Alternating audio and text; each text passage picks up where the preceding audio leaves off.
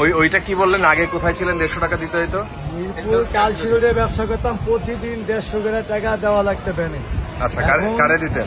ছাত্রছাত্রীরা বলে গেছে যাত্রীরা কোনো 1 টাকা কোনো চাঁদা লাগবে না, আপনারা নিশ্চিন্তে ব্যবসা করেন গরিব মানুষ। ছাত্রছাত্রীরা তো নাই তো বাজারে। আসে নাম্বার দিয়ে গেছে, মোবাইল নাম্বার দিয়ে গেছে, বলছে কোনো চাঁদাবাজ আসলে আপনারা ফোন দিবেন আমাকে, তাহলে আপনাকে সহযোগিতা করবো, এবং লগে আমরা না পারলে আর্মি নিয়ে আসবো। সহযোগিতা এটাই। অন্যদের কি অবস্থা ব্যবসা ওই জায়গায়?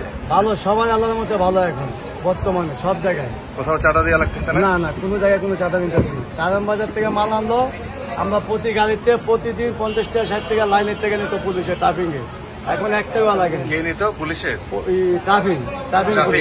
জি, গাড়ি ছাড়লে প্রতিদিন 60 টাকা লাগতো, আর এখন 1 টাকা। গাড়ি না, যে ভ্যান, এই পিক আপ, একটা পিক আপে 50 টাকা 60 টাকা নিত, এখন 1 টাকা লাগে না। আচ্ছা, এখন কোনো চাঁদা নেই, সব জায়গায় জায়গায় ছাত্ররা দিতেছে, পুলিশে কাজ করতেছে, কোনো 1 টাকা লাগে। আরো ভালো হয় না যদি ছাত্ররা এই জায়গায় নাম্বার দিয়ে দেয়, যে কত চাঁদাবাজি হইলে, যে মানে বাজার মনিটরিং যাদের করার কথা ছিল সিটি কর্পোরেশন, তারা তো আর আসে না। না, ওরা কিন্তু আসে না, আমরা ছাত্ররা এরা খবর টবর নিতে আসে। আচ্ছা, এখন আমল চেঞ্জ হয়ে যাওয়ায় এক কথায় বলছে, তার থেকে আমরা দেশ রক্তটা স্বাধীন করছি 2024 সালে। আমরা এই দেশ চাঁদাবাজ করতে দিব না, আমরা বাইসে থাকতে।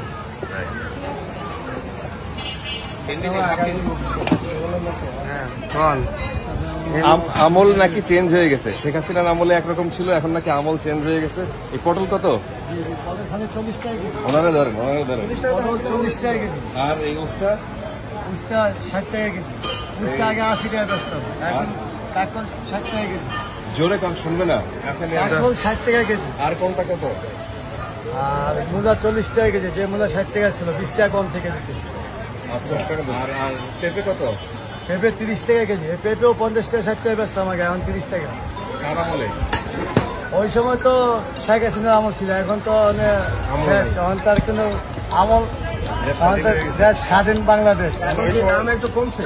জি কমছে, সব মানে সবার কথা আছে, আমি সবার চাঁদা নাই না, রাস্তায় কি চাঁদা কমের জন্য দাম কি একটু কমে গেছে? আচ্ছা, দাম কমলে তো ধরেন চাঁদাবাজি কমে গেছে। জি চাঁদাবাজ নাই। আপনার এখানে দোকান বসাইতে টাকা দিতে হইতো?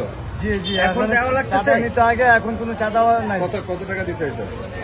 ডেলি 100 করে দিতাম, এখন 1 টাকাও নেয় না। এখন 1 টাকা নেয় না? তাদের দাম আরো কমে যাওয়ার কথা। হ্যাঁ, কমে যাবে, আস্তে ধীরে সব কমে যাবে। আর কিসের ওই কচুরমুখী কত করে? 70 টাকা কেজি। 80 টাকা ছিল, 10 টাকা কমছে। সব চাঁদাবাজি কমে গেছে। হ্যাঁ, চাঁদাবাজির কম। আসলে কি প্রভাব দেখা যাচ্ছে বাজারে? হ্যাঁ, একটু দাম কমের দিকেই দেখা যাচ্ছে। আমার কাছেও মনে হয়েছে কম, কারণ আমিও কয়েকদিন আগে। না, অনেক কমছে। পটল এখন 30 টাকা কেজি। আচ্ছা, আগে 80 টাকা করে দিচ্ছি আমরা। আচ্ছা, যাক, আলহামদুলিল্লাহ, দেশ ভালো চলো। সব জায়গায় যদি এরকম কমে তাহলে এটা আসলে ইতিবাচক।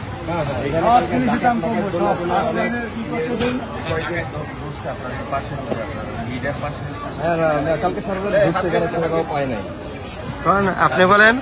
আগের দিন হচ্ছে যে ছিল এরকম ডাকাত বলে, তখন আর্মির খবর দেওয়া হয়েছে। তারপরে শুধুমাত্র ছাত্ররা, অনেক ইয়াং, তারাও সারা রাত রাস্তায়। একটা পরিবর্তন বোঝা যাচ্ছে। আচ্ছা, লেবু কত? 10 নম্বর ছাত্র, ভাগিনা ছাত্র 10 নম্বরে এই আন্দোলনে গিয়া আমার ভাগিনা এই দেশের জন্য আমার ভাগিনা রক্ত দিছে, আমার ভাগিনা শহীদ দিছে। আমার একটাই ভাগিনা, হৃদয়, মোমিন ইসলাম হৃদয় নাম। এই 10 নম্বরে এই লেখাপড়া করে চাকরি বাকরি পায় না, পরে আমার ভাই সব শহীদ হইতেছে।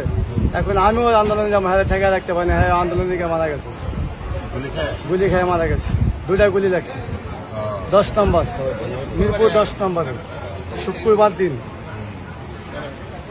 সে বাগনারে কাল সীমাতে দিছে।